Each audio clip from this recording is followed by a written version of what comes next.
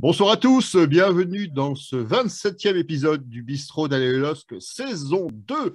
Alors aujourd'hui, en cette période de trêve internationale, nous n'avons pas lâché l'actualité du LOSC et nous vous proposons un sommaire particulier. Alors, nous avons décalé, vous avez remarqué, le direct du mardi au mercredi parce que hier soir, nous ne voulions pas faire de concurrence au match international France-Afrique du Sud qui se déroulait au stade Pierre-Mauroy. Donc, le rendez-vous a été décalé à ce mercredi où nous avons une invitée particulière que nous saluons. Il s'agit de Rachel Saidi, coach de l'équipe féminine du LOSC. Bonsoir Rachel. Bonsoir François. Merci d'avoir accepté une nouvelle fois notre invitation. Et puis, on pourra, grâce à toi, finalement, faire le point de cette première partie de saison et surtout de faire le futur bilan, finalement, de la dernière ligne droite où le LOSC section féminine a autant d'enjeux, finalement, dans sa saison, dans cette fin de saison, que vos homologues masculins, avec l'objectif, la montée en première division. Je vous présente également les autres piliers du bistrot qui vont nous accompagner cette semaine. Alors, vous reconnaissez Damien Bonne, qui représente entre autres la page Drogue, bière, complot contre le LOSC. Bonsoir Damien. Salut François, salut tout le monde. Bon, tu commences à prendre tes habitudes au bistrot d'Aller LOSC, on ne s'en plaint pas. Je vois que tu m'as présenté comme un pilier cette fois, c'est une première. Eh ben voilà, bienvenue dans le club. Autre pilier présent ce soir, Julien des Dogs de Paris, que vous connaissez, et qui connaît aussi parfaitement l'équipe féminine. Bonsoir Julien. Alors ça y est, grosse pression. Je ne connais pas parfaitement l'équipe féminine. En tout cas, ce qui est sûr, c'est que c'est un honneur d'accueillir Rachel ce soir et je suis super content d'être ici avec vous. J'ai reformulé ma remarque. Les Dogs de Paris sont des habitués de la section féminine. Eh oui, Parce qu'il y a beaucoup de déplacements en région parisienne et les Dogs de Paris ne lâchent pas la section féminine. Et je pense que les Dogs de Paris sont peut-être même plus fidèles aux filles qu'aux garçons et peut-être qu'on en parlera tout à l'heure parce que c'est pas la raison d'être des Dogs de Paris, ce serait exagéré, mais c'est un pilier, tu peux employer le mot pilier, c'est un pilier fort des Dogs de Paris, le soutien à la section féminine. Et il y a des vraies questions à poser là-dessus, je pense que c'est vraiment intéressant de creuser ça. Et enfin, dernier pilier présent pour le moment, on risque d'en avoir d'autres qui vont arriver en cours d'émission, c'est Christophe qui représente les Dogs du Net et qui est présent avec nous ce soir. Bonsoir Christophe. Bonsoir François, bonsoir Rachel, bonsoir à toutes et tous. Ça fait plaisir de dire toutes pour une fois. Alors, au sommaire ce soir, on évoquera bien sûr la D2 féminine avec le titre, on appelait ça Oh les filles, un petit clin d'œil musical, mais bien sûr OHAUT. Et ensuite, nous reviendrons sur le Gérard Lopez-Ico, le prochain match de championnat de l'équipe masculine, Lille-Bordeaux. Le LOSC ne doit pas vendanger dans la course à l'Europe. Alors, le sujet du foot féminin est un sujet alors que notamment Damien connaît bien. Je crois que c'est la semaine dernière ou il y a 15 jours, tu avais organisé une manifestation sur la base d'un ciné-débat, en fait, avec un film qui s'appelait. Alors, j'aime bien le titre du film. Il s'appelait Les joueuses, hashtag pas là pour danser. On t'entend pas, ton micro est coupé. Pardon.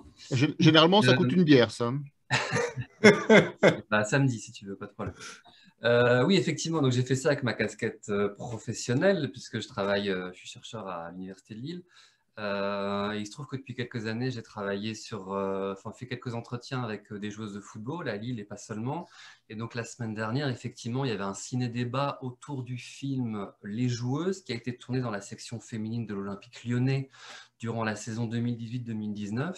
Et pour la partie discussion, j'ai sollicité Rachel et Patrick Robert pour inviter Lorena Azzaro, qui était parfaite pour à la fois parler du documentaire, puisqu'elle a été formée à l'Olympique Lyonnais de 2015 à 2019, et elle est maintenant aujourd'hui joueuse du LOSC, et elle était bien placée donc, pour parler de ce qu'est le quotidien un peu plus normal, entre guillemets, d'une footballeuse, parce que l'Olympique Lyonnais, évidemment, n'est pas représentatif de l'ensemble du football féminin, hein, qui, en tout cas pour Lille par exemple, ou pour la plupart des équipes de deuxième division, est un peu à la lisière entre professionnalisme et amateurisme, alors même si ces termes-là recouvrent énormément de choses.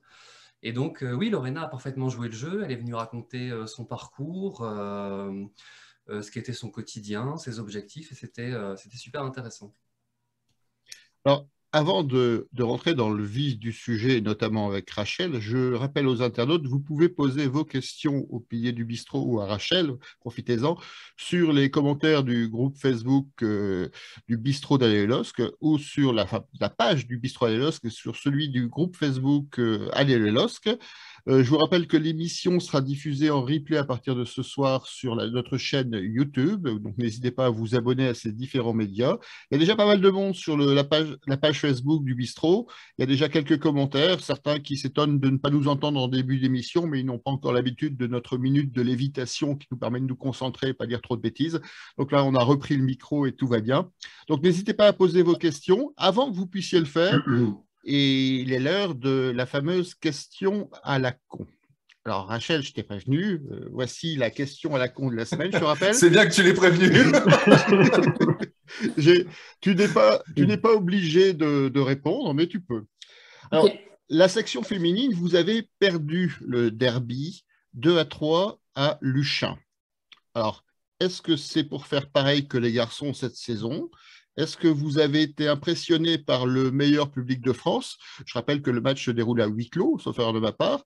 Ou est-ce un complot contre le LOSC ?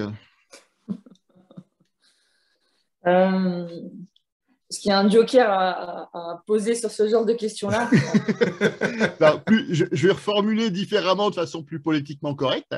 C'est vrai que c'était une grosse déception parce que c'était une des premières étapes pour la course contre le titre et a priori, normalement, la victoire était largement envisageable. Et je crois qu'il y a eu beaucoup de faits de jeu à l'encontre du LOSC qui peuvent expliquer finalement ce mauvais résultat.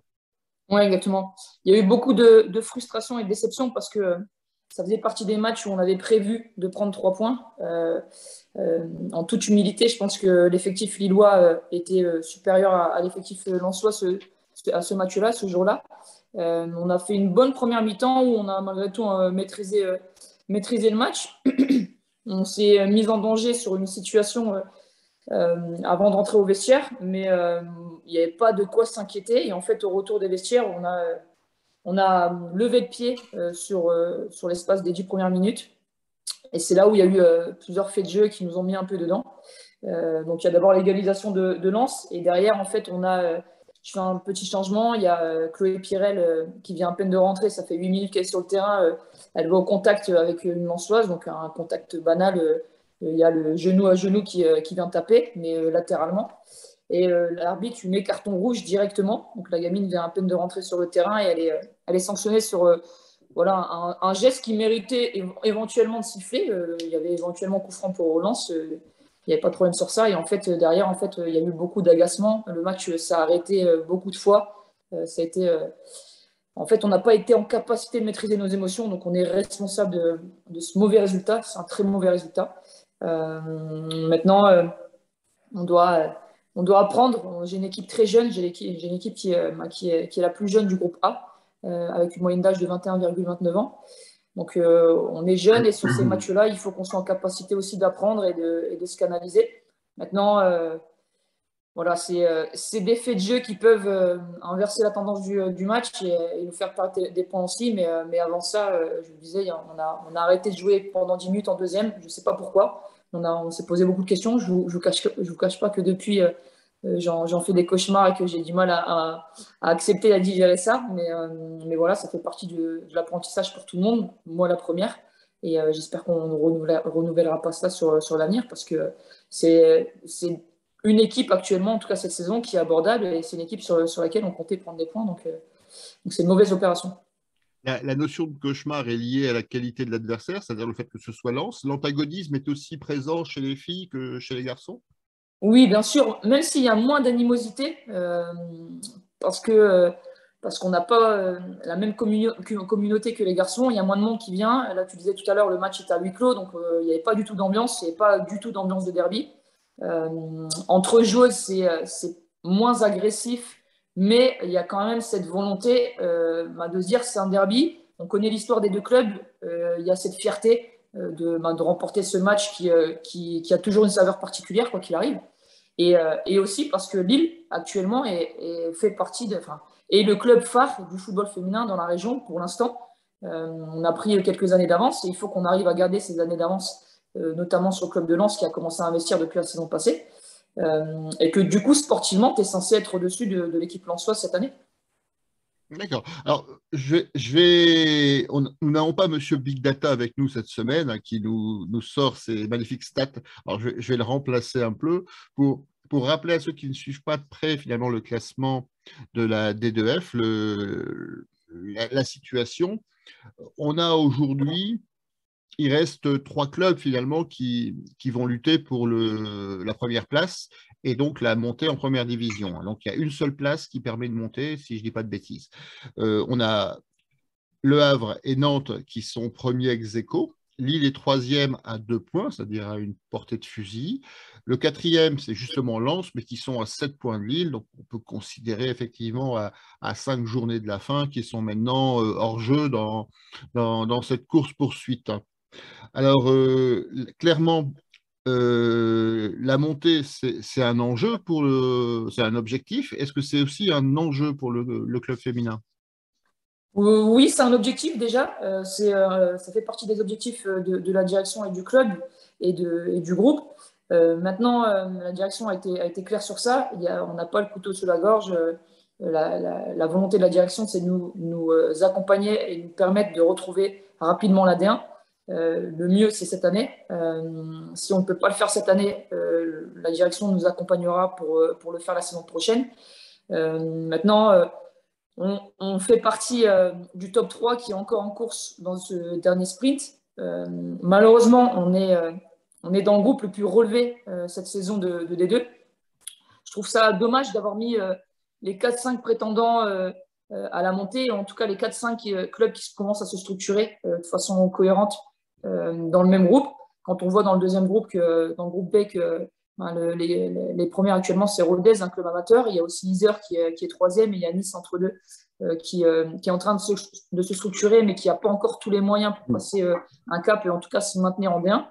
Et donc voilà, on a l'objectif de monter en D1. Maintenant, on n'est pas mis sous pression par la direction, mais la direction a quand même témoigné le fait de vouloir nous accompagner dans cet objectif-là. Donc ça, c'est un élément important. D'accord, ça fait plusieurs années que Lille maintenant est en deuxième division et les montées sont à chaque fois finalement ratées de peu. En fait, ça fait 2 ans que malheureusement le championnat ne va pas à son terme à cause du Covid. Donc ça fait 2 ans que les joueuses, la première année, on a réussi à la jouer jusqu'à la 16e journée.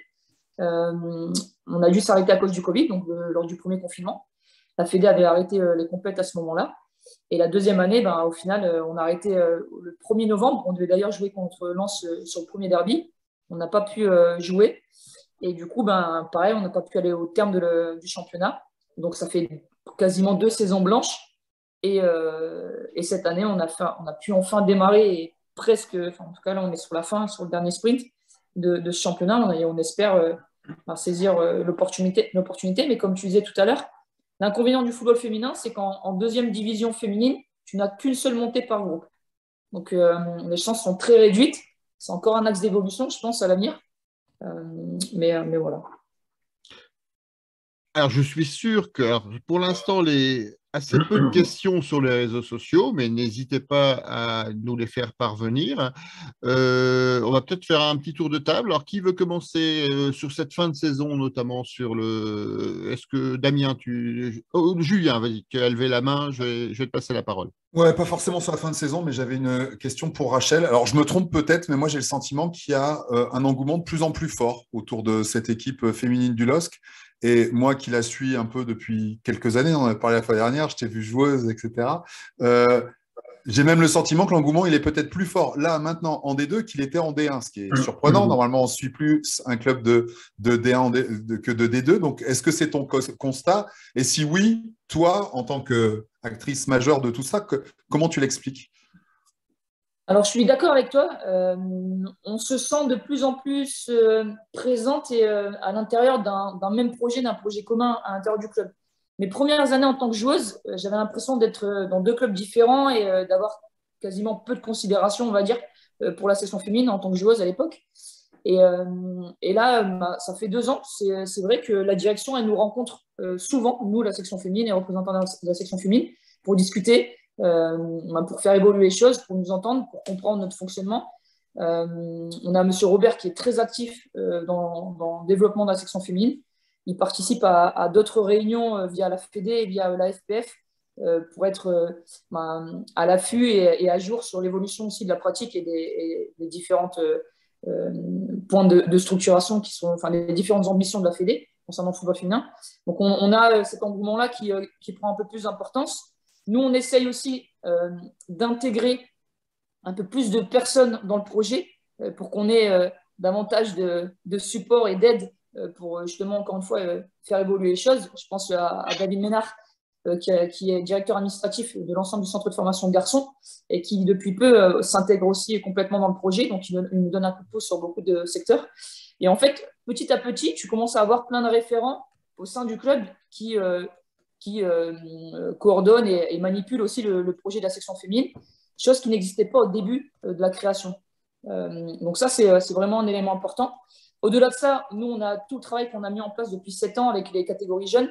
On commence à avoir le fruit du travail. Moi, je commence à récupérer des joueuses qu'on a formées sur nos équipes jeunes.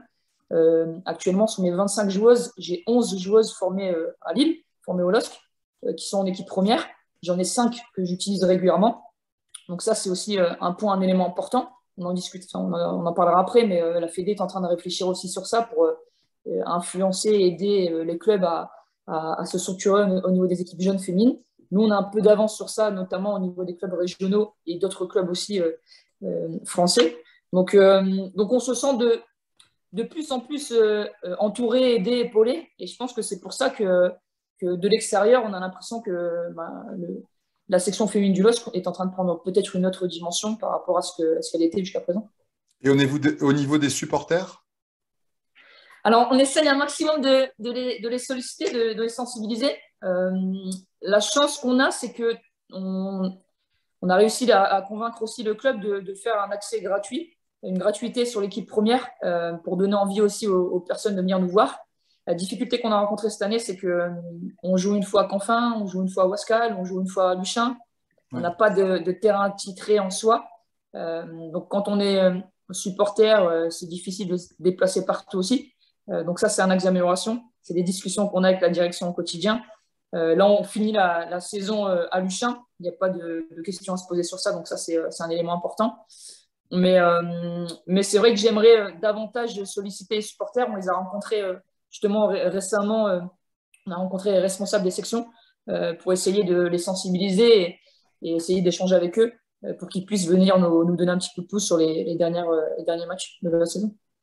Il y a une vraie volonté. Alors, on avait évoqué à ce moment-là, alors je ne sais pas si c'est officiel ou si c'est toujours un projet justement de structurer un peu l'année prochaine l'équipe féminine en la faisant jouer à un endroit en particulier en permanence.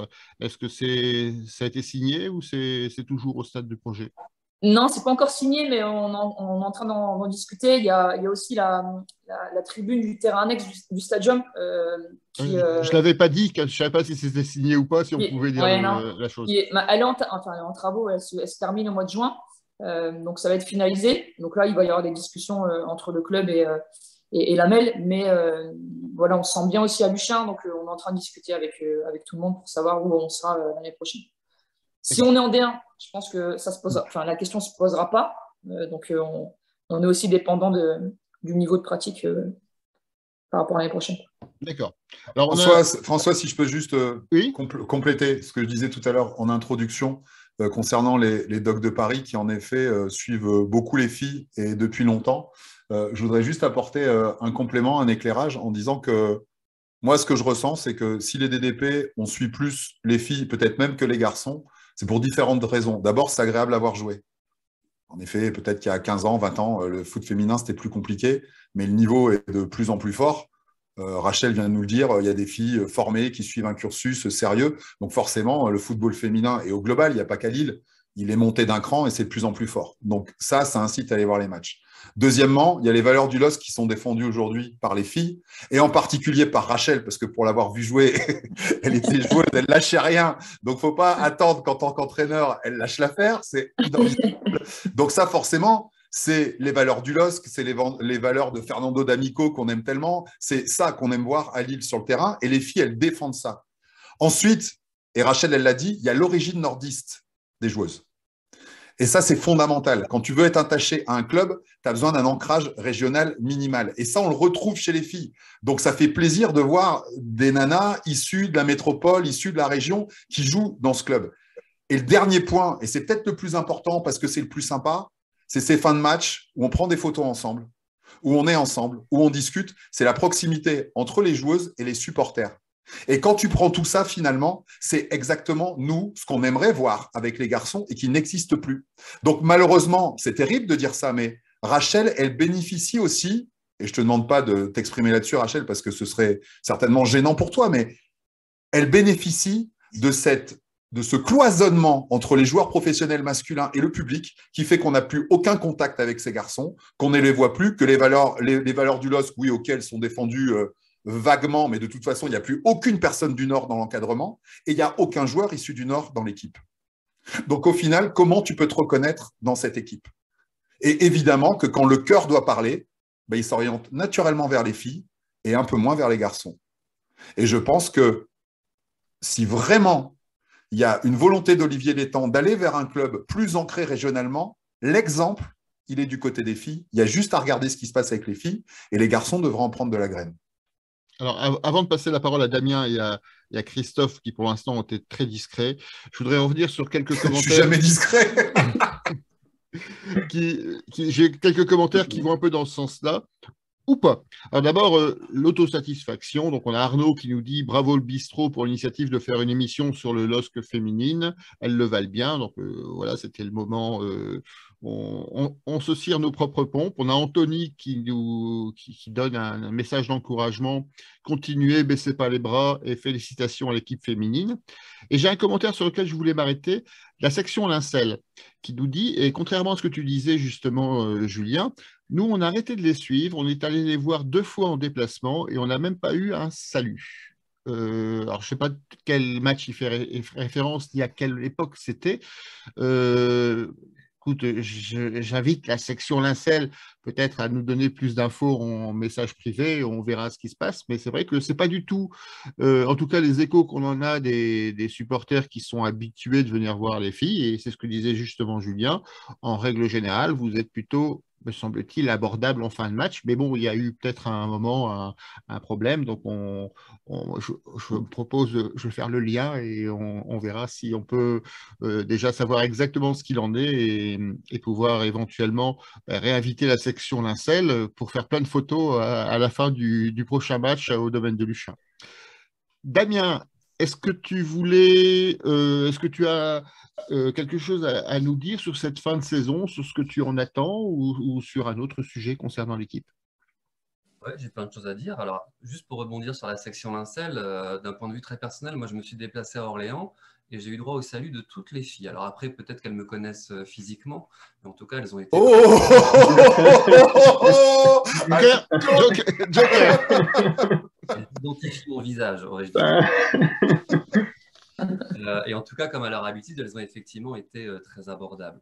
Non, en fait, pour rebondir sur ce qu'a dit Rachel et sur ce qu'a dit Julien, avec lequel je suis globalement d'accord, moi, je pense qu'effectivement, la section féminine dispose d'une image très positive parce qu'on a effectivement le président de l'association, Patrick Robert, qui se démène énormément sur la recherche de partenariats, sur le fait de trouver, alors c'est peut-être un peu moins le cas que maintenant qu'il y a plus de contrats fédéraux en 2e division, mais sur l'idée de trouver des partenaires, des entreprises qui puissent s'adapter aux emplois du temps des joueuses, parce que les joueuses, encore une fois, elles ne sont pas toutes professionnelles, c'est-à-dire qu'elles n'ont pas tout un contrat fédéral, elles sont parfois étudiantes à côté de ça, d'autres travaillent ou ont travaillé. On a aussi, je pense, une coach qui, par son parcours, alors je pense que je ne vais pas trahir de secret en disant, Rachel, que tu n'as jamais été rémunérée pendant ta carrière pour ton activité de footballeuse. tu as été rémunéré parce que tu as travaillé sur d'autres éléments à côté. Et je pense que tu es très sensible aussi au fait de mettre en avant les filles, de montrer toutes les étapes qui jalonnent aussi la carrière de footballeuse, et je pense particulièrement dans le football féminin. Et finalement, oui, je pense qu'il y a toute cette ambiance très positive autour du club, cette proximité dont parlait Julien, et finalement aussi beaucoup d'émotions. Et ce qui est curieux, c'est que les meilleurs souvenirs que je garde de la section féminine, je la suis depuis 5 ans à peu près, un peu plus, quand elles étaient encore en D2 avant la montée. Curieusement, les meilleurs souvenirs, c'est la saison où on est descendu, parce que malgré les résultats, il y avait une équipe qui se battait. Quand Rachel a repris l'équipe, une équipe qui était très cohérente au niveau du terrain. On avait retrouvé vraiment une âme, et puis des fins de match à gros suspense. Moi, je me rappelle les fins de match contre Guingamp, contre Fleury. Donc malheureusement, ça a abouti à la descente en deuxième division, mais il y avait eu le parcours en coupe parallèlement qui avait été aussi porteur de beaucoup d'émotions. Et je pense qu'il y a effectivement un élan autour des filles. Et je pense que ce qui ne trahit pas aussi, et après je donne la parole, c'est que depuis 2 ans, malgré l'arrêt des championnats, il y a un noyau de partenaires qui est très fidèle et qui en plus s'investit et qui n'a probablement pas grand-chose à gagner en retour d'un point de vue financier, et qui investit vraiment sur l'image de la footballeuse, du football féminin, précisément en raison des valeurs que ça véhicule. Tu as quelque chose à rajouter, Rachel, sur justement ces partenaires ce sont des gens que vous rencontrez souvent en parallèle des compétitions? Ce sont des entreprises qui sont vraiment très présentes? Exactement. Depuis 2 ans, en fait, on a réussi à créer un cercle des partenaires à l'initiative de Patrick Robert, où en fait, toutes ces personnes, tous ces référents, tous ces responsables d'entreprise nous donnent un coup de pouce sur le plan financier, mais ils sont aussi présents sur tous les matchs à domicile, et ils nous permettent de faire évoluer les conditions des joueuses au quotidien. Donc c'est une aide supplémentaire qui nous permet de nous sentir entourés, de nous sentir soutenus, et qui nous permet du coup de nous sentir aussi quelque part intéressés. Donc à toutes les fins de match, en fait, les joueuses sont conviées avec le staff à un petit moment convivial de partage, de proximité, comme le disait tout à l'heure Julien, pour créer du lien avec ces personnes-là et leur montrer que le football féminin il est abordable et surtout proche de son public, proche de ses partenaires.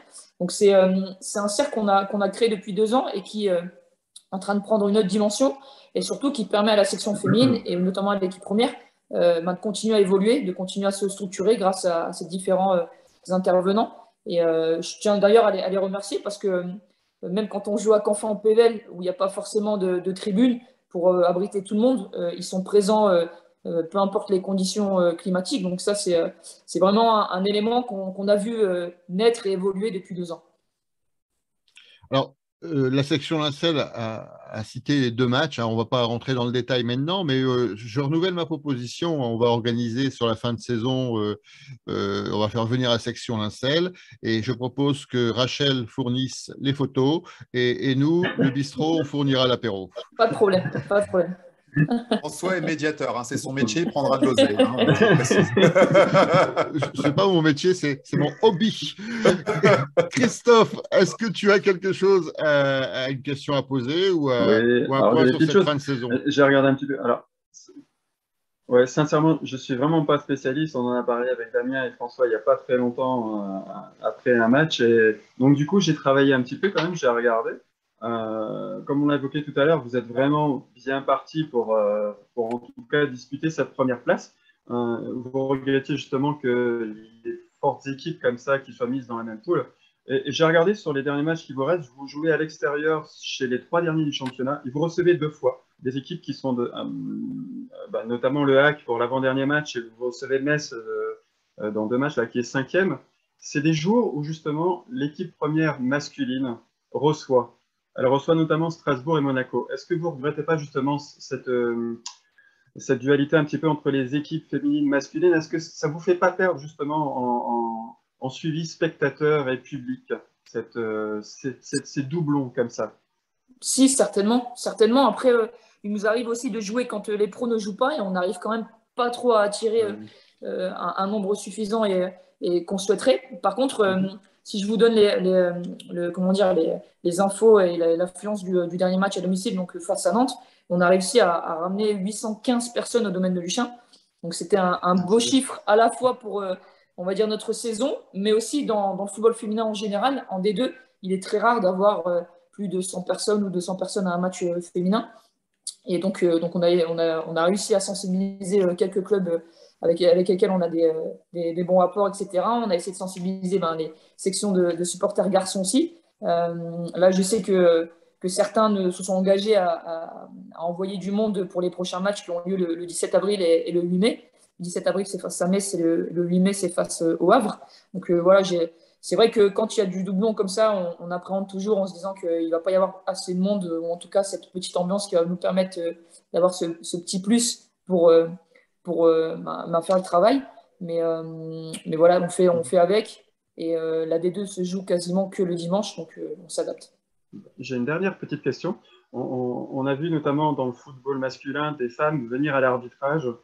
Comment est géré justement l'arbitrage au niveau féminin et en D2? Est-ce qu'il y a une formation adaptée? Est-ce qu'il y a une façon d'arbitrer le football féminin différente du football masculin? Alors là, je n'ai pas les réponses à ces questions-là. Ça fait partie des axes d'amélioration, je pense, encore une fois, comme beaucoup de choses au niveau du football féminin. Nous, les coachs, on nous demande de nous former un maximum. Ils ont récemment mis en place un nouveau diplôme qui est certificat d'entraîneur de football féminin. Et au niveau des arbitres, je sais qu'il y a un plan de développement et de structuration qui est mis en place. Je ne le connais pas parce que ce n'est pas mon domaine. Maintenant, est-ce que l'approche est différente?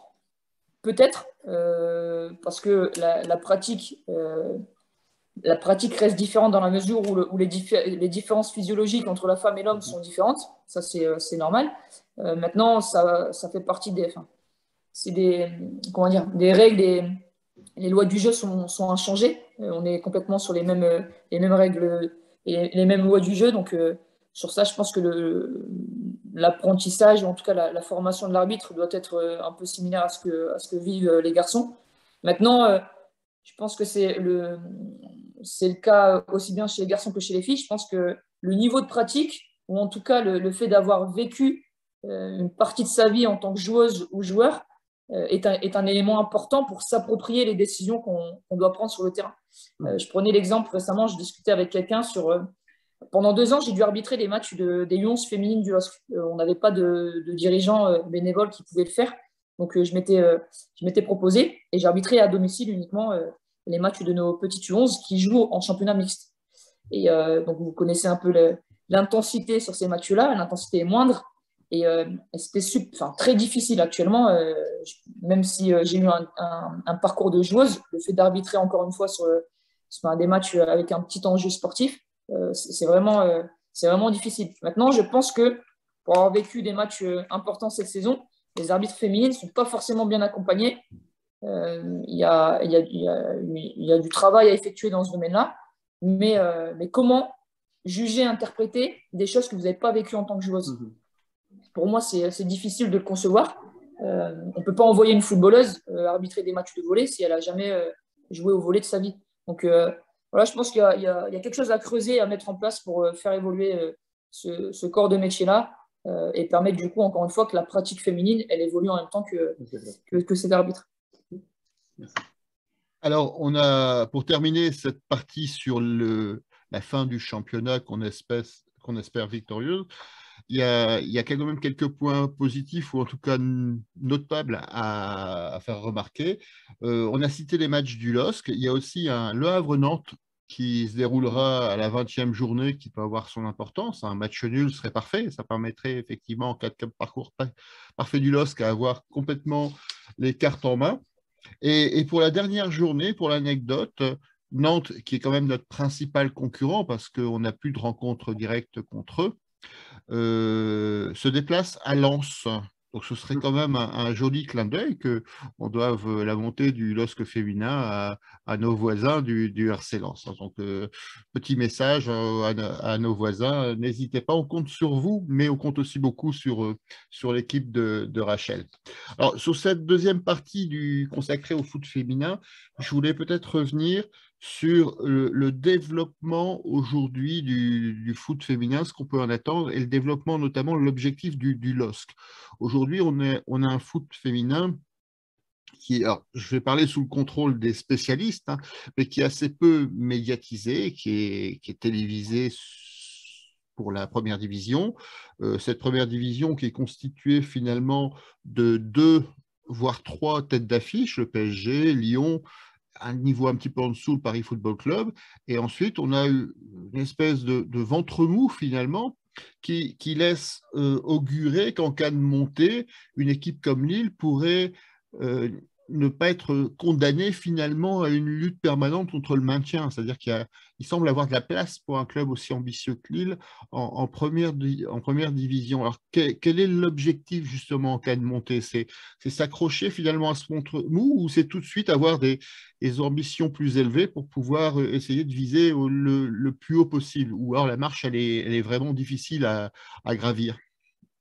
Pour l'instant, les ambitions du club sont de nous permettre de retrouver la D1 et de s'installer facilement en D1, enfin facilement, se maintenir aisément dans ce ventre mou et pas devoir jouer avec cette pression au quotidien de se maintenir à la dernière journée, etc. Le discours de la direction, c'est voilà, on va essayer de vous accompagner, de vous structurer pour vous permettre de retrouver la D1. Et une fois qu'on est dans cette D1-là, il faut qu'on arrive à s'installer et à se maintenir rapidement. Maintenant, le message est clair.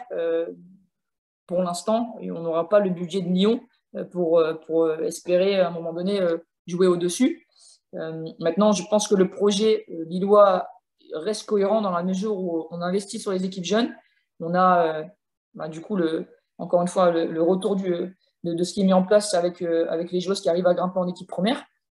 Maintenant, tout ça aussi, c'est lacune dans la mesure où je vous disais tout à l'heure, on est l'équipe la plus jeune du groupe A. Donc, il faut aussi compléter ça par des joueuses d'expérience. Mais en tout cas, je pense que le projet est cohérent dans la mesure où on fait les choses dans le bon tempo, sans brûler les étapes.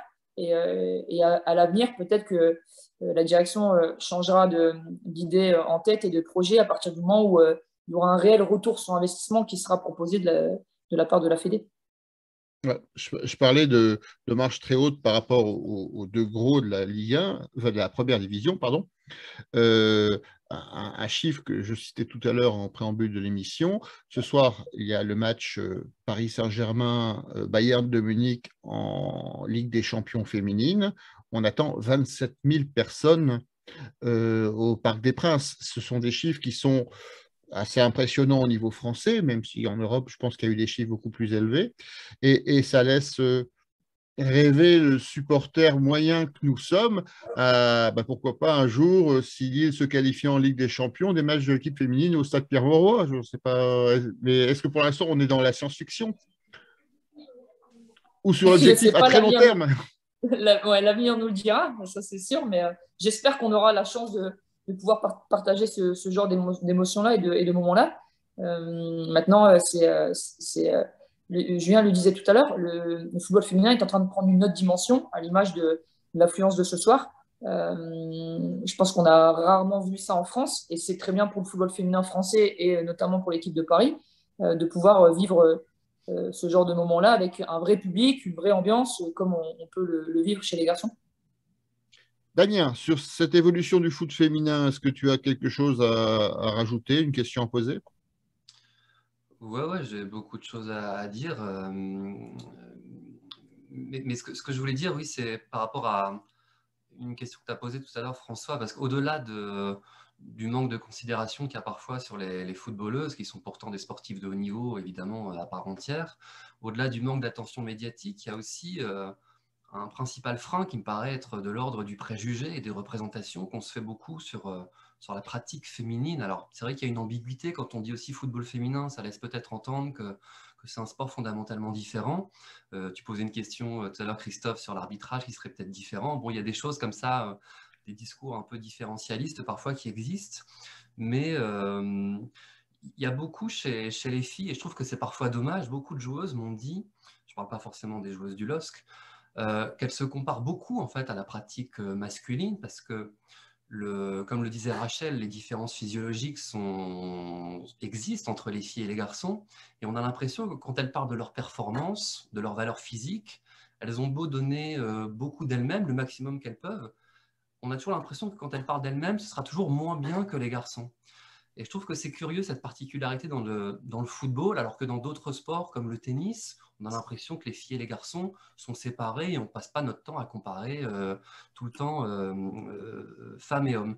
En tout cas, ce que je veux dire, c'est qu'il y a beaucoup de préjugés. Je pense que c'est le principal obstacle qui pèse encore sur le football féminin, alors que il me semble que pour jouer au football, on a besoin d'un objet principal, évidemment, c'est un ballon. Et quand on se retrouve face à un objet, face à un jouet, il y a une seule question à se poser pour savoir si c'est adapté pour les filles ou les garçons, c'est est-ce que pour utiliser cet objet, j'ai besoin d'utiliser mes organes génitaux? Donc si la réponse est oui, c'est que probablement l'objet en question, il n'est pas fait pour les petites filles, mais pas pour les petits garçons non plus. Et si la réponse est non, c'est que l'objet peut très bien être utilisé aussi bien par les petites filles que par les petits garçons, et ceux qui prétendent le contraire doivent travailler sur leur représentation et sur leurs préjugés. Tu as quelque chose à commenter là-dessus, Rachel? Non. Moi, j'ai une anecdote là-dessus. Vas-y, Julien. J'étais à Suresnes samedi matin et j'ai vu des petits garçons et des petites filles jouer sur 2 terrains différents, puis jouer ensemble, et il n'y avait aucune différence. Et je pense que ce qui est en train de se créer, justement, avec le fait qu'il y ait de plus en plus d'équipes de filles, et donc chez les enfants, l'enfant, il va moins juger. Et si les adultes se décident d'être intelligents autour, c'est ça aussi qui va développer la pratique. Et donc, comme ces gamins avaient 7-8 ans, moi, je pense que dans une dizaine d'années, ça peut être la folie totale, le foot féminin, parce que justement, toutes ces gamines… Et j'étais à Suresnes, hein, c'est le club d'N'Golo Kanté, donc c'était beaucoup de gamines black, pour le coup, et qui étaient super fortes. Il y en avait qui étaient vraiment très bonnes. Et l'avenir de l'équipe de France, il est peut-être parmi ces petites filles que j'ai vues. Et tous ces petits garçons aussi, et avec la locomotive N'Golo, parce que quand tu es à Suresnes, ça parle d'N'Golo, forcément, toujours, où ils ont tous envie de se dépouiller, de se défoncer, et de faire aussi bien que le grand, petit N'Golo Kanté. Quoi. Et même physiquement, moi je trouve que le football féminin, c'est très intéressant à regarder. Il y a vraiment des joueuses, moi je pense à Aurore Papriski du côté Lille, qui est une joueuse très physique. Moi je me rappelle avoir vu l'avancante de Lens qui s'appelle Diop, qui est une joueuse vraiment qui joue avec son corps. Et on est vraiment là dans une performance physique de haut niveau. Alors après, on peut toujours dire que c'est moins bien que les garçons, mais c'est un vrai spectacle. Et ça mérite d'être traité comme tel. Alors, c'est intéressant l'analogie que tu fais avec le tennis, parce que c'est vrai qu'aujourd'hui, tennis féminin, tennis masculin, quand tu regardes les chiffres des 2 finales de Roland-Garros, il n'y a pas beaucoup de différence d'audience. Évidemment, ça frappe moins fort. C'est un jeu qui est un peu différent. Ça frappe beaucoup plus fort chez les mecs. On va plus jouer sur la puissance. Peut-être que les filles, ce sera un peu plus fin. Et certainement, d'ailleurs, c'est ça la différence. Mais c'est aussi plaisant. Les 2 sports sont aussi plaisants. Et d'ailleurs, encore une fois, les télés ne s'y trompent pas et le téléspectateur ne s'y trompe pas, puisque les audiences ne sont pas tellement différentes finalement chez les filles et chez les garçons. Alors, moi, je voulais rebondir sur ce que Rachel avait dit tout à l'heure.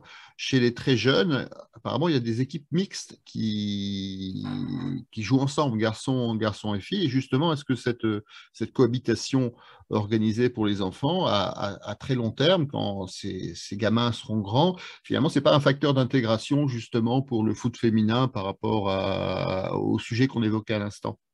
Si, complètement. Alors nous, on a la particularité d'avoir une équipe 100% féminine qui joue le week-end que contre des garçons, ou à l'intérieur de ces équipes masculines, il peut y avoir 1 ou 2 filles aussi en complément.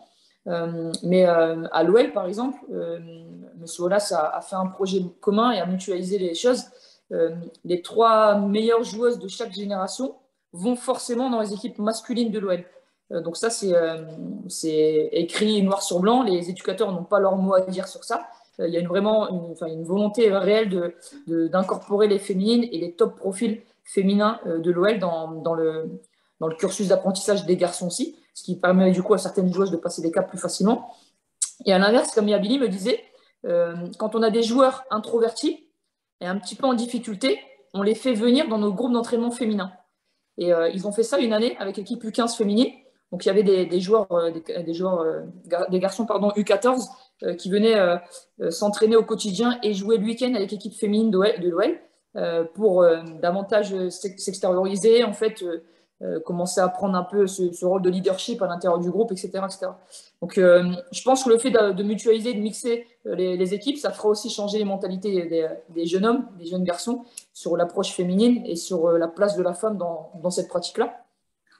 Juste pour rebondir sur ce que dit Rachel, ça a toujours existé. Moi, j'ai joué avec des filles quand j'étais gamin, que je jouais au foot, j'ai quand même 44 ans. Et je vous rappelle quand même qu'à Lambersart, la capitaine, c'était Amandine Henry, et que mon cousin qui était dans les buts a joué avec elle, et elle mettait à l'amende tout le monde à l'époque. Donc la mixité, ça existait. Et pour le coup, cette génération-là de mecs, je peux vous dire qu'ils sont, pour rebondir sur ce que disait Damien, hyper tolérants. Et ça fait bien longtemps qu'ils ont une très bonne image du football féminin et du niveau du foot féminin, parce qu'Amandine, elle les mettait tous à l'amende, quoi. Donc voilà, ça a toujours existé. Et un dernier truc, ça fait 3 fois que Rachel elle cite l'OL et qu'elle parle de Jean-Michel Aulas. Il n'y a pas de grand club de foot féminin sans une grande volonté politique. Et on peut critiquer autant qu'on veut Aulas sur son style, sur son compte Twitter, sur ce qu'il raconte, tout ce qu'on veut. Il apporte aussi des preuves, il y a des éléments factuels que ce mec, il est amoureux de sa ville, amoureux de son club et amoureux du foot, qu'il soit masculin ou féminin. Et si le foot féminin cartonne autant, c'est parce que Jean-Michel Aulas, il a une ambition pour le football féminin à Lyon qui est démesurée et il met ce qu'il faut pour que ça fonctionne. Donc, de toute façon, il ne faut pas se leurrer. S'il n'y a pas de volonté politique dans le club du LOSC d'emmener les filles haut quand elles seront en D1, c'est-à-dire, elle le disait, Rachel disait, on n'aura pas le budget de l'OL si on arrive en D1. S'il n'y a pas de volonté politique de le faire, ça n'arrivera pas. Donc, la balle est dans le camp d'Olivier Létang. Si, et je le souhaite, on monte en D1 en fin d'année. Christophe, avant de faire un dernier tour de table sur justement les projets de développement du football féminin, est-ce que tu as un commentaire à faire, une réaction? Ton micro. Ah, on va avoir une deuxième tournée au bistrot d'Alain LOSC. On ne va pas rentrer droit, alors j'ai vite remis ça. Je voulais juste citer une autre personne. Je crois que Louis Nicolin avait fait la même chose à une époque. Alors, je ne sais pas si l'équipe de Montpellier est toujours aussi performante, mais je pense que ce monsieur y croyait vraiment et il l'a fait très très vite, je pense. Et après, je voulais évoquer un autre sport où on a un peu ce genre de choses. On parlait du tennis tout à l'heure, mes garçons font du hand. Bon, maintenant, moins de 15, ils s'entraînent un peu avec les moins de 18. Quand ils étaient jeunes, ils jouaient également avec des filles. Après, les deux équipes se séparent très vite. Mais quand on regarde le haut niveau de ce sport, on a vraiment les équipes féminines et masculines qui fonctionnent très bien. Je pense que les audiences télé d'un match de hand féminin et d'un match de hand masculin sont aussi très très proches. Donc à partir du moment où il y a un bon niveau de sport, où il y a vraiment de la compétition, de toute façon le public suivra. Et si le LOSC arrive à mettre ça en place, et cette année ils ont des résultats, les filles ont des résultats, le public suit, je crois. Alors, je vous propose de faire un dernier tour de table sur le football féminin, sur la partie développement, comment faire pour développer davantage ce football. Aujourd'hui, le football féminin commence à se médiatiser, on en parlait tout à l'heure, les matchs de première division sont diffusés en direct à la télévision. On a eu l'effet, même s'il a été limité, Coupe du Monde 2019, qui a relancé un peu le football féminin en France. Je sais que la fédération s'est portée candidate pour organiser l'Euro 2025, donc dans cet horizon-là. Aujourd'hui, le foot féminin prend parfois les mauvais côtés de la médiatisation, hein. Je pense à l'affaire Keira Amraoui qui a malheureusement fait presque plus de mal que de bien au foot féminin, sauf si on considère que même si on en parle mal, il faut qu'on en parle, c'est plus important, mais là, ce ne sera pas le sujet du jour. Ma question, elle s'adresse à Rachel. Il y a en ce moment un projet de réforme du football qui vise à structurer davantage les équipes pour justement renforcer l'attractivité à terme du football féminin. Est-ce que tu peux nous en dire un peu plus?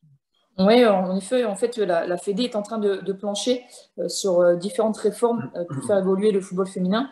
Donc, il y a une volonté de mettre en place une licence club dans les prochaines années qui obligerait du coup les clubs de D1 et D2 à devoir se structurer, à suivre un cahier des charges bien précis, bien concis aussi, en fait, avec beaucoup de critères à respecter. Ça va de l'encadrement diplômé, mais rémunéré sous forme de contrat de travail.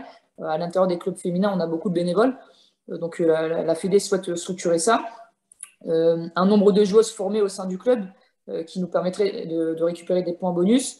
Il y aurait aussi un nombre de contrats fédéraux minimum pour pouvoir aussi obtenir cette licence club. Enfin, il y a plein de petits critères à devoir respecter. Et ces critères-là obligeraient du coup l'ensemble des sections et l'ensemble des clubs à investir davantage sur leur équipe féminine. Donc ça, c'est un gros point d'amélioration et qui sera du coup obligatoire dans les prochaines années. Et ça, c'est, je pense, un élément important. Après, il y a un deuxième point de réforme qui est la mise en place des centres de formation féminins, qui actuellement n'existent pas dans les intitulés, qui ne sont pas reconnus comme tels. On a, nous, des partenariats avec les sections sportives de Lambersart, donc nos joueuses s'entraînent en journée, etc. On a un suivi médical qui est aussi effectué, etc. Mais dans l'intitulé, on n'est pas reconnu comme centre de formation. Et là, l'idée de la Fédé, c'est de mettre ça en place avec une offre d'indemnité de formation qui n'existe pas chez les féminines. Donc, les joueuses qui sont formées peuvent partir à n'importe quel moment dans d'autres clubs et il n'y a pas de retour sur investissement qui est fait au niveau du club comme chez les garçons. Et c'est le gros point noir et c'est les retours qu'on a de l'ensemble des présidents. Je vais investir, mais en retour, je serai à perte et je n'aurai pas de retour sur investissement, en tout cas sur les joueuses que j'aurai formées. Donc là, l'idée de la Fédé, c'est d'écrire une grille forfaitaire, un peu ce qui est fait chez les garçons, mais certainement avec des sommes différentes, parce qu'encore une fois, il y a des enjeux financiers qui sont différents pour l'instant. Et donc, du coup, la Fédé est en train de plancher sur ça. Pareil, le cahier des charges des centres de formation, en fait, il nous obligera à avoir des éducateurs diplômés, des structures d'accueil de qualité. Donc, fini de mettre les filles sur le terrain du fond, mal éclairées, etc., etc.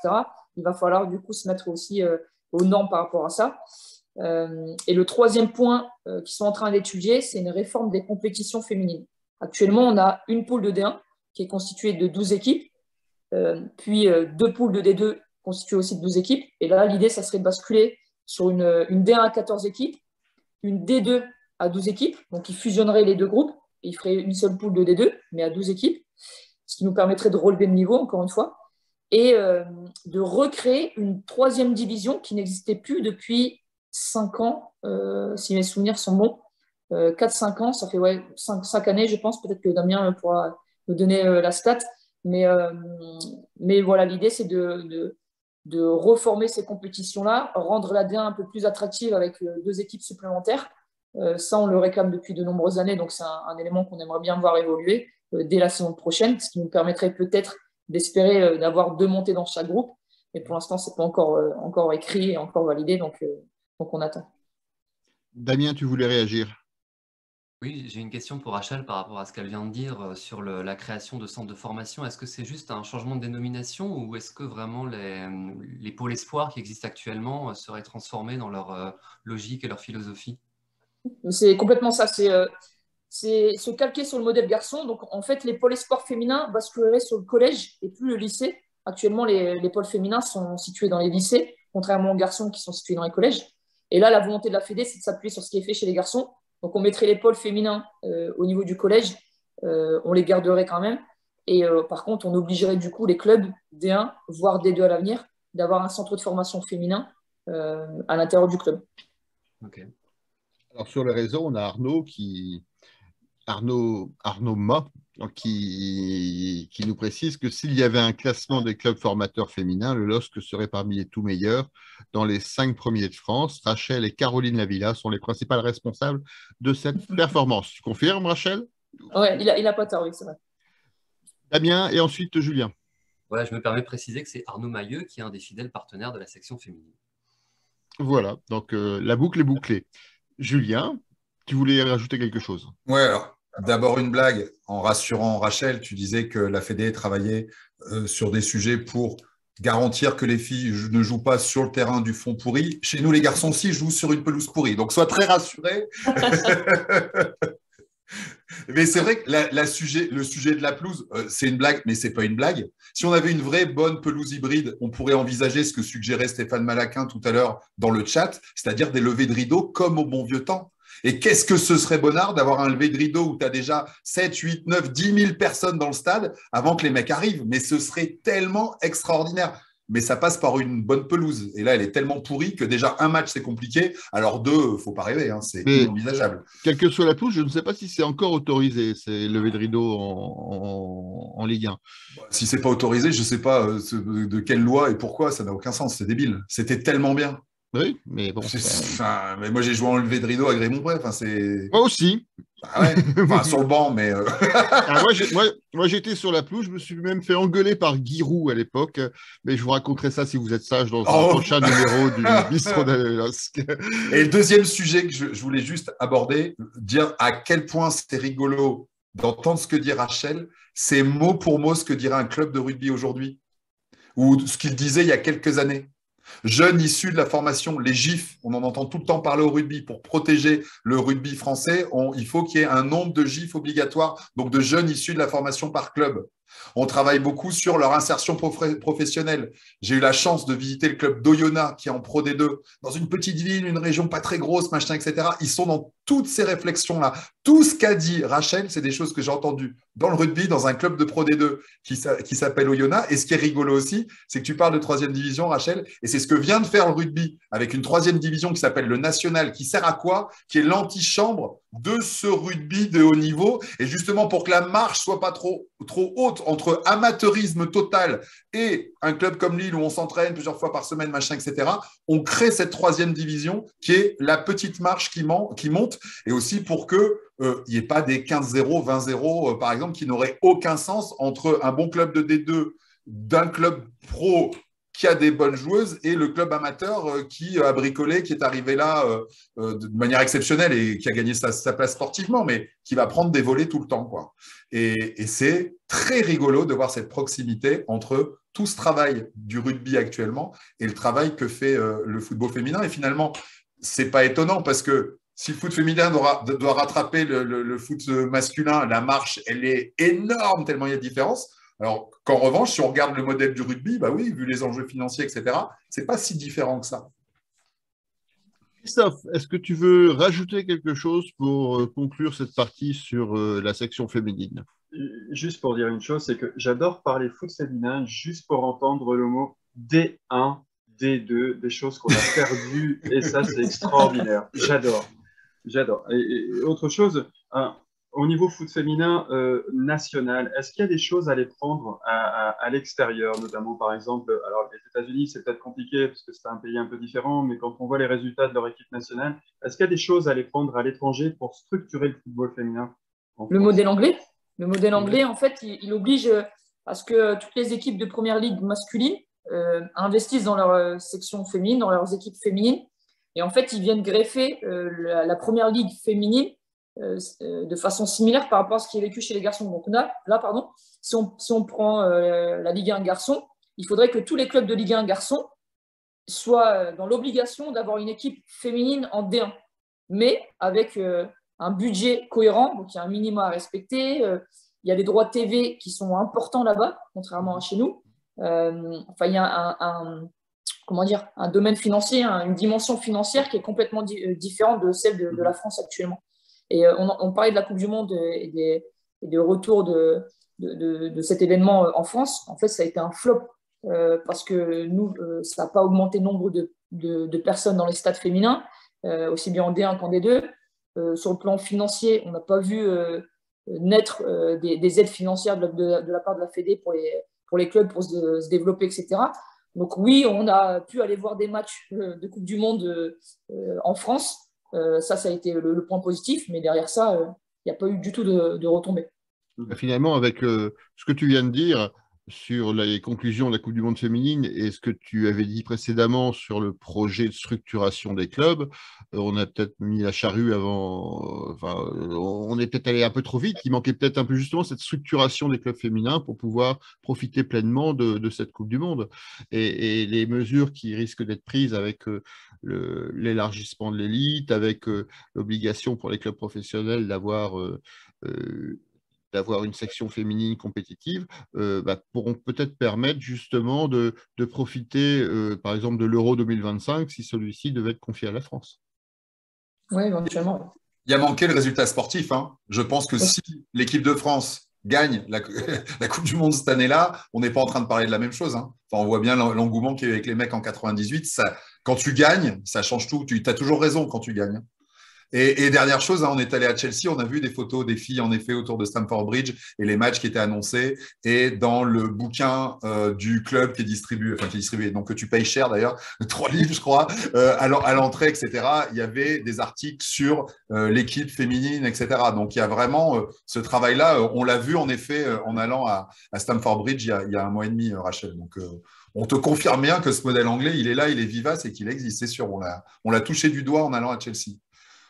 Alors, les conclusions, on va les laisser aux internautes. Dans la section Lincel qui nous dit à Maton, le stade de Oyonnax, il y a de bonnes buvettes. Donc, il confirme que le modèle est à recopier. On a Stéphane qui nous dit que Christophe vient de s'abonner au Doggett du net.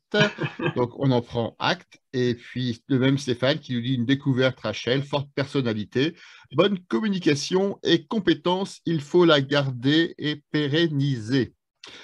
Merci. Voilà, merci pour cette première partie. Rachel, donc, il faut lui poser la question. Rachel, tu restes losque? Attends, va au bout, François, tu rigoles ou quoi? Je te laisse répondre, Rachel. L'avenir nous le dira, on verra. On verra. En tout cas, mon cœur est lillois jusqu'au bout, quoi qu'il arrive. En tout cas, sur la réponse à cette question, elle est déjà typiquement proche du football masculin. On a du média training ou quoi? Bon, je vous propose de passer. Alors, Rachel, tu restes avec nous, bien évidemment. Je vous propose de passer rapidement parce qu'il est déjà 21h37. On était très bavard sur la première partie, mais j'avais prévenu dès le départ, c'était la priorité de cette émission. Deuxième partie d'émission, on va parler du Gérard Lopez-Ico, le match Lille-Bordeaux qui annonce la reprise du championnat, donc samedi prochain à 19h. Le LOSC ne doit pas vendanger dans la course à l'Europe, un match important. Avant d'aborder ce match, une petite question juste pour évoquer les contacts avec Olivier Létang. Est-ce qu'il y avait beaucoup de contacts à l'époque de Gérard Lopez? Alors moi, j'étais pas entraîneur à cette époque-là, j'étais joueuse. Il n'y a eu que 3 mois entre-temps et j'avais tellement la tête dans cette opération maintien que je me suis concentrée sur le groupe féminin. Après, c'est vrai que cette saison et depuis 2 saisons là, on a beaucoup d'échanges avec la direction. Maintenant, je vous dis, j'ai pas eu l'opportunité non plus d'échanger forcément avec lui de par le statut que j'avais à l'époque, qui était le statut de joueuse. D'accord. Ok. Alors, reprécisons le cadre du prochain match. Donc, on a Lille 6e qui est à 2 points de la place en Europa Conference League, 4 points de l'Europa League, 6 points des barrages de la Champions League et 7 points de la place de 2e. On a un Bordeaux 20e en apparemment total déperdition, 22 points, à 6 points du 17e, des 17e plutôt qui sont Clermont et Lorient, un goal average exceptionnel. Ils ont 38 buts pour, 70 buts contre, hein, donc un goal average de moins 32. Enfin, la statistique est impressionnante. Comment voyez-vous ce match Lille-Bordeaux? Question traditionnelle. Bon, on va commencer par Christophe. Christophe, comment vois-tu ce match Lille-Bordeaux? Victoire impérative ou est-ce qu'un match piège? Victoire impérative et obligatoire. Et puis voilà, pas d'autre choix possible que la victoire. Et tu évoquais quelques chiffres là. Quand j'ai regardé également, j'ai fait comme toi. Si tu repenses sur les dernières saisons, les 7-8 dernières saisons, avec un nombre de points aussi faible, très peu d'équipes s'en sont sorties. Je crois que c'est arrivé une fois, Lorient en 2016-2017. C'est les seuls qui s'en sont sortis avec un si petit nombre de points. Voilà, donc on ne peut pas faire autrement si on a encore un peu d'ambition sur cette fin de championnat que gagner. Alors, vous remarquez que le bistrot est ouvert en permanence. Hein. On a le plaisir d'accueillir Georges qui nous rejoint avec un peu de retard. Alors, peut-être qu'il n'avait rien à dire sur le football féminin. On ne le saura jamais. Mais en tout cas, il a certainement des choses à nous dire sur ce match contre Bordeaux. Alors, on les a rencontrés, pour vous rappeler, au match aller. On a gagné donc 3-2 à Bordeaux. À l'époque, ils étaient 15e. Et pour vous rappeler un peu le contexte du match, on avait eu le droit à 2 coups d'hélice avant de lancer le moteur lillois. Et les faits marquants de ce match sont un but, notamment une égalisation de Benjamin André sur un tir de Lois et le but final de Jonathan David qui a brandi une rose en hommage à sa maman. C'était une image qui avait beaucoup marqué à l'époque. Georges, qu'attends-tu de ce match contre Bordeaux? Est-ce que pour toi, l'affaire est déjà jouée ou est-ce que c'est au contraire c'est un match qui risque d'être piège avec peut-être un Gérard Lopez très revanchard et puis surtout un Bordeaux au bord du précipice? Alors, ce que j'attends évidemment, 3 points. 3 points, parce que sur ce match-là, Bordeaux, c'est cliniquement mort. Et je pense que j'ai l'impression que Gérard Lopez, actuellement, il est plutôt revanchard avec ses propres joueurs, quoi.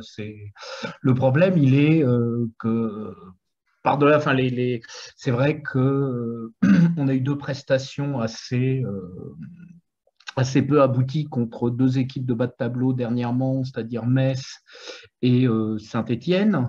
Mais on a quand même été confronté à 2 équipes qui ont su faire front grâce à une vraie solidarité. J'ai pas l'impression que le Bordeaux actuel soit un petit peu construit sur ce moule-là, quoi. Et c'est quand même un club. Enfin, j'ai l'impression que plus ça se rapproche du mur, plus ça accélère. Donc là, non, autant il y a une certaine indulgence pour Saint-Étienne et Metz parce que c'était aussi à la veille de rendez-vous européens très importants. Mais là, non, Bordeaux, ça doit être impérativement 3 points, sinon rien, quoi. Damien, est-ce que tu veux réagir? Quelles sont les obligations, j'allais dire les chances, les obligations des Lillois avec un Bordeaux dans cet état? Alors, je vous donne d'autres informations. Il y aura 3 suspendus pour ce match contre Lille. Ahmed Ozic, il y aura Guy Lavogui, Marcelo qui ne seront pas là. Il y a des joueurs qui ne seront pas là parce que ils ont presque été virés par les supporters. Je pense au gardien de but, à Benoît Costil. On a une situation qui est complètement hallucinante, des dialogues lunaires entre les représentants de sections de supporters qui ont donné l'impression d'avoir fait un coup d'État sur la direction du club. On a un Gérard Lopez qui est tantôt absent, tantôt on a l'impression qu'il se trompe de cible. Il nous a refait le coup de Bielsa avec un entraîneur payé à tarif élevé, viré comme ça comme un malpropre et une sortie au prud'homme qui risque de finaliser l'affaire. Comment ce Bordeaux-là peut s'en sortir face au LOSC? Honnêtement, c'est vrai que quand on les regarde comme ça, moi je ne sais pas ce qui se passe à l'intérieur de ce groupe, à l'intérieur de ce club, mais on a l'impression que tout va à leur encontre, entre l'ambiance entre les joueurs et les supporters, l'ambiance entre les joueurs et le président, des buts invraisemblables qu'ils prennent. Ils prennent un but contre Monaco, là, sur leur nouvelle charnière centrale, ils se le mettent tout seuls. On a l'impression que c'est vraiment une équipe qui est destinée à descendre. Alors après, c'est un peu comme les joueuses de Rachel ce week-end, qui se déplacent aussi chez le dernier, qui a aussi une différence de but catastrophique. Là, je regarde Vandenheim, c'est moins 33, mais en 17 matchs seulement. Mais ce n'est pas pour autant que c'est fait. Enfin, moi, je suis toujours un peu craintif que le réveil se fasse toujours contre Lille. En tout cas, c'est un match que j'attends avec impatience parce que je suis tout autant motivé par l'idée que Lille gagne que par le fait que Bordeaux perde. Parce que, je pense qu'on l'a beaucoup exprimé sur le blog, on a très peu de choses en commun, je trouve, avec des personnes comme Gérard Lopez, ce qu'elles représentent et ce qu'elles font au foot. Donc, j'ai rien contre Bordeaux dans l'absolu, mais je souhaite vraiment que Gérard Lopez se retrouve en 2e division, voire moins s'il est amené à déposer le bilan. Alors, Julien, toi qui fais partie des fans annoncés de Gérard Lopez, on le Un de sait, ses plus grands fans. Voilà, on le sait depuis qu'on suit l'émission. Comment tu vois ce match? Alors, je vais encore rajouter un élément dans le débat. Le dernier match, c'est Bordeaux-Montpellier, le fameux match où c'est parti en sucette un peu partout. Tête contre tête entre Benoît Costil et le leader des Ultramarines. Hallucinant, on n'avait jamais vu un truc pareil. À la mi-temps, dingue. Tout à fait. Et on a finalement des Bordelais qui perdent 2-0, qui se retrouvaient, si je ne dis pas de bêtises, à 9 contre 11. À 9 contre 11. 11 contre 9, une mi-temps, moi. Voilà. Montpellier à 9. Et je vais vous donner les statistiques du match qui sont ahurissantes. 32 tirs pour Bordeaux contre 7 pour Montpellier, 10 tirs cadrés contre 2. On a 59% de possession pour Bordeaux, 18 fautes contre 7 et 11 corners à 4. C'est des statistiques d'un 3-0 dans l'autre sens. Comment tu vois ce match? Est-ce qu'il faut plus en craindre que finalement en espérer? comment tu analyses finalement ce match qu'on n'a pas l'impression d'avoir le droit de perdre? Comme Damien, j'ai toujours peur que le réveil se fasse face à nous, mais j'ai aucune donnée objective qui me laisse penser que le réveil peut se faire face à nous, tellement ce club est à l'agonie. J'ai le sentiment que le mot crise a été inventé pour les Girondins de Bordeaux cette année. Et contrairement à la conclusion de Damien, j'ai un vrai attachement de gamin, d'enfant pour Bordeaux, parce que j'ai aimé Tigana et Giresse, parce que j'ai aimé la génération de Lisa, de Dugas et de Zizou, et que en spectateur français d'une équipe française qui joue en Coupe d'Europe, et ça avait encore du sens à l'époque. Quand on regarde le PSG aujourd'hui, c'est sûr que ça fait un peu moins bandé qu'à l'époque. À l'époque, oui, c'était chouette de voir une équipe de Bordeaux en Coupe d'Europe retourner la table et se qualifier quand même. Donc moi, ça ne me fait pas rire. Moi, je n'ai pas envie que Bordeaux dépose le bilan. Surtout que ça me rappelle les heures qu'on a passées. Ça me rappelle le match contre Toulouse où si on ne le gagne pas, nous, on aurait déposé le bilan à cause des jongleries financières de Gérard Lopez, qui n'en a rien à foutre du club, qui est prêt à faire all-in parce que c'est un joueur de poker et qu'il était prêt à tout perdre. Il n'en a rien à secouer. Il ne met pas un euro dans les projets qu'il dirige. Il emprunte 100% de la thune. Qu'est-ce qu'il en a à branler? Alors oui, il paraîtrait que là, il a mis 4 millions à Bordeaux. 4 millions pour s'acheter un des plus beaux clubs français à la plus belle histoire. 4 millions, super, génial. De quoi on parle? Donc, non, moi, ça me rend malade. C'est quoi l'histoire de Bordeaux aujourd'hui? Pourquoi tu parlais des supporters? A priori, hein, les infos qu'on a, c'est quoi? C'est que Gérard Lopez, avant même de présenter son projet, sachant que tous les projets de reprise des Girondins étaient bancals, s'est rapproché des supporters, a fait copain-copain avec les Ultramarines pour que la Vox Populi pousse le projet Gérard Lopez, en sachant qu'on n'était que face à des projets où les mecs qui dirigeaient les projets de reprise des Girondins n'avaient pas d'oseille. C'est la grande mode. On fait comme Gérard Lopez. On n'a pas d'argent, on reprend un club et on emprunte tout. Et on est prêt à mourir avec ses idées. Enfin, sans idées, on est prêt à mourir. Mais mourir, c'est ce que dit Damien. C'est les Girondins de Bordeaux qui déposent le bilan. C'est hyper triste. Alors, OK, on a l'exemple de Strasbourg, mais regardez Strasbourg, le temps qu'il a fallu pour que Strasbourg se remette. Des jongleries à l'époque d'IMG, c'est ça? Déjà un peu une idée de boîte énorme, fonds américains, rien à foutre, tu vois? On est dans ces trucs-là. On est dans la grande finance qui en a rien à branler de l'histoire d'un club, des supporters. L'affectif n'existe pas. En revanche, on est face à des gens qui sont d'excellents communicants et qui nous mettraient presque la larme à l'œil quand ils nous disent que toute leur vie, ils ont rêvé des Girondins de Bordeaux. Gérard Lopez a voulu reprendre l'Olympique de Marseille. Il a voulu reprendre le RC Lens. Finalement, il a repris le LOSC et aujourd'hui, il reprend les Girondins de Bordeaux. À quel moment il est amoureux d'un de ces 4 clubs? Il a un grand cœur. Ah. C'est insupportable. Et simplement, hein, pour finir, parce que je ne sais pas si c'est complètement fini tout ça, je pense qu'on est encore en train de payer tout ce bordel-là de Gérard Lopez, puisque Yann Fossurier, qu'on aime beaucoup, qui est un journaliste qu'on a déjà invité plusieurs fois dans l'émission. Et qu'on aura bientôt dans un prochain numéro. Journaliste d'investigation de France 3, ouais, nous explique cette semaine que bien qu'on appartienne aujourd'hui à un nouveau fonds qui s'appelle Merlin, je ne vais pas rentrer dans les détails, il le fera, mais quand on va gratter, qu'on regarde les actionnaires minoritaires qui possèdent des actions de contrôle du LOSC, on retrouve toujours le même actionnaire qui s'appelle Elliott. Et Elliott, c'est l'actionnaire de Milan. Et si on trouve qu'on vend actuellement nos joueurs du LOSC pas cher au Milan AC, comme Mike Maignan, il faut peut-être regarder qui est l'actionnaire du Milan AC. C'est Elliott. C'est le même actionnaire encore aujourd'hui que le LOSC. C'est interdit théoriquement. Sauf que quand tu mets des entreprises au Delaware, quand tu mets des choses qui couvrent tout ça, en effet, tu peux te retrouver avec un club du LOSC qui est dirigé par Merlin, avec Olivier Létang comme président, et puis des choses un peu plus officielles au niveau du Milan AC, où tu te retrouves avec Elliott, mais au final, les créanciers sont les mêmes. Le Milan AC doit de l'argent à Elliott, le LOSC doit de l'argent à Elliott, et c'est étrange quand même. Tous ces transferts annoncés ou qui vont arriver entre le Milan AC et le LOSC. J'espère qu'il n'y aura pas de transfert en fait au Milan AC cet été, et ça veut dire que je me serais trompé sur ce truc un peu bizarre, sur Mike Maignan qui part pour 15 millions et ça vaudrait pas un peu plus, Mike Maignan, finalement, tu vois?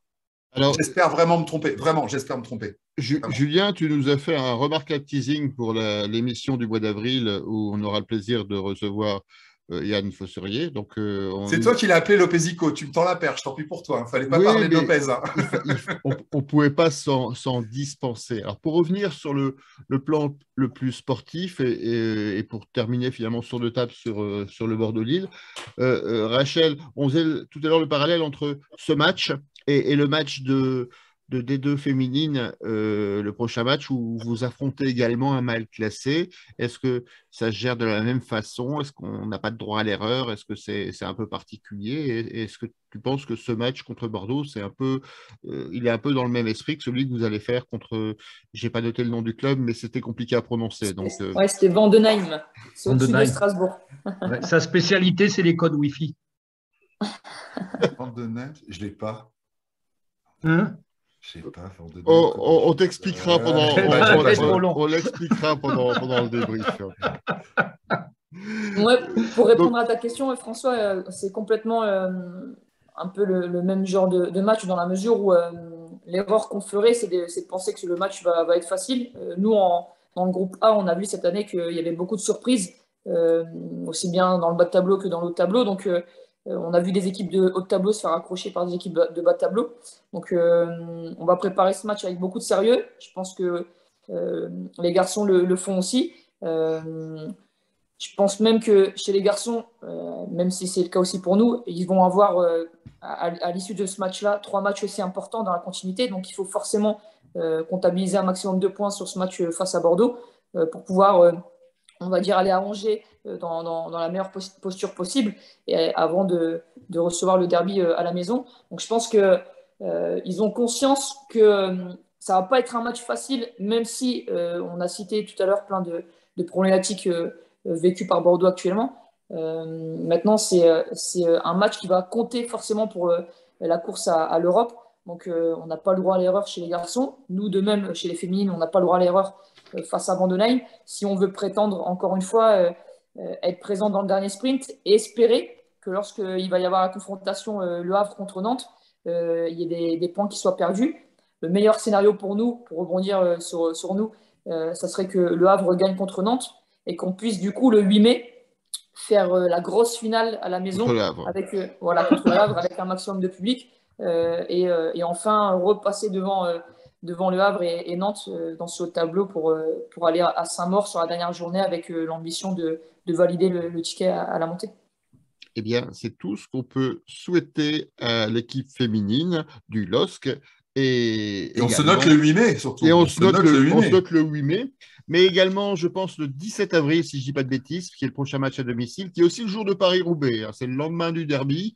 Et c'est le jour de Paris-Roubaix. Ça va être un week-end très, très sportif. Donc voilà, on a terminé cette émission. Il est 21h54. On a été bavard, un peu plus bavard que d'habitude. Je voulais vous donner une info qu'on m'a envoyée en direct. Alors, je ne la retrouve pas.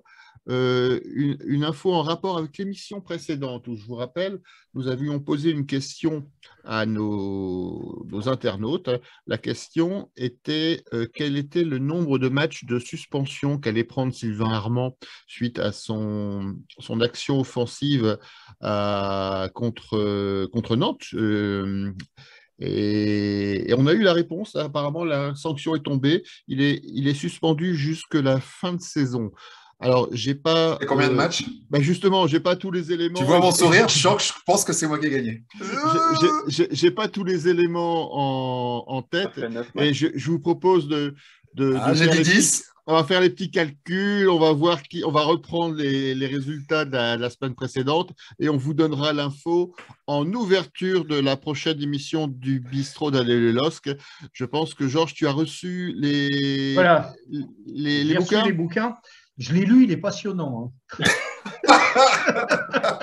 Rachel, elle sait pas. Il parle de son livre, hein, Rachel. Oui, oui, il faut Il voir. parle de son propre bouquin. Non, là, Voilà. il est donc il y a la petite case dédiée prévue, pas de problème, il est disponible, donc maintenant, il n'y a plus qu'à compter, quoi. Voilà, pour t'illustrer ça, je vais faire un effet spécial qu'on m'a réclamé depuis le début de l'émission. Oh là là, Georges c'est est, énorme. est Oh là l'auteur là. du livre Terminus gardez franc, meurtre à Tourcoing, et qu'on proposait de faire gagner, dédicacé par Georges.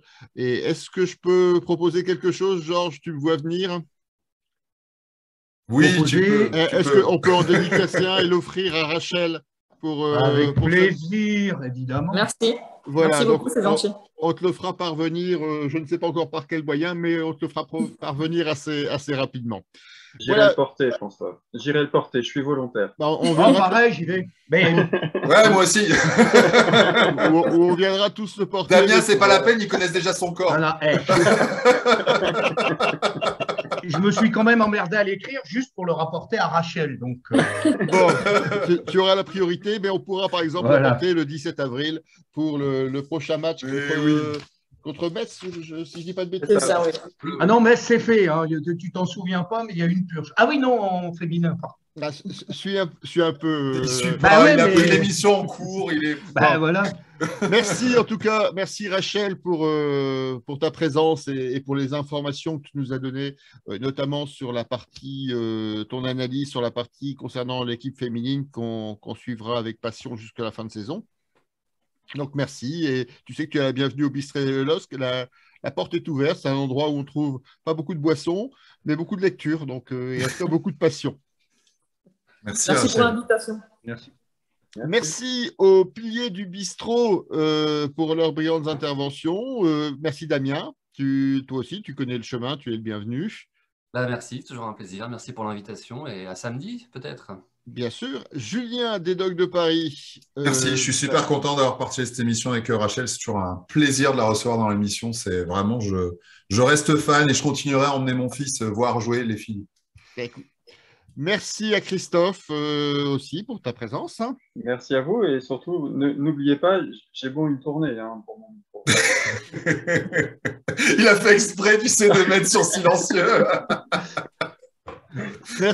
Merci Georges pour ta courte mais brillante apparition. Bah, merci beaucoup et pour l'émission. Moi, je la regarderai en replay, quoi.